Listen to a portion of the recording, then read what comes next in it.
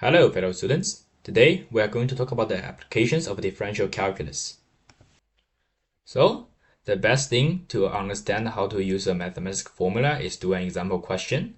So now we'll do a question where a tangent is passing through an external point. This is the typical type of question you will get in application of a differentiation. And the question is, find the equations of the tangent to y equals negative x squared plus x plus 2, which passes through the point 1 and 3. To solve this problem, what we are going to do is take the derivative of this function straight away. Why? Because you see the word tangents here, and you immediately know you got to take the derivative somewhere in this question. So you just take the derivative as is the first thing. This formula will just give you 1 mark straight away, even if you don't write anything afterwards. Taking the derivative is also very easy. You just use the power rule. X squared derivative is 2x, and the x derivative is 1, and plus 2's derivative is just 0. And now we are going to really solve the question, but the question does not give you the point of contact. So we will let the x coordinate of the point of contact be a. And the corresponding y coordinate will then be minus a squared plus a plus 2. Because you're just substituting x equals to a here, and you get your y coordinate. And also, the slope of tangent at x equals to a is minus 2a plus 1. You just substitute x equals to a here. Now we are ready to solve our question. From the previous slide, we have our point of contact is this thing, and also the slope of tangent is this thing.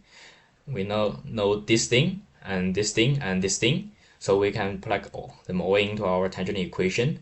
F prime of a is this, and then f of a is this. And also, the other piece of information the question gives us is that the tangent passes through x, y equals 1 and 3. So what you do is you substitute x equals to 1 in this equation. So you get 1 here, and also you know that when x equals to 1, y equals to 3. So the tangent equation have to satisfy this equation. And now you can go and solve it, because this is just a quadratic equation, and you even have your calculator with you, so you don't need to solve it by yourself. You just type this whole thing into a calculator, you solve in, and we'll a as x, so you can get a is either 0 or 2. What does this mean? Is there are two possible tangents of this equation that it passes through the external point 1 and 3. By the way, it's an external point because you can just substitute it 1 into this equation, and you find this is not 3, so it's an external point, not the point of contact. And to find the actual equation of the tangent, you just substitute the value of a into this equation. So this for a equals 0, and this for a equals 2. The first one, the slope is just 1, and this is 2. You get y equals x plus 2. The second one is a bit harder because we need to expand the bracket, but thankfully it's just some simple arithmetics.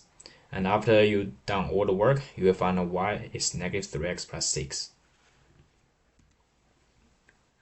So this is your two equations of the tangents. You can even use your graphics display calculator to check your answer.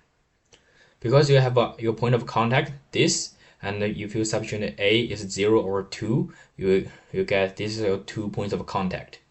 And now you just graph your function given in the question in your calculator, and then draw tangents at these 2 points, and you'll find that they are indeed what you get, and both pass at point 1 and 3.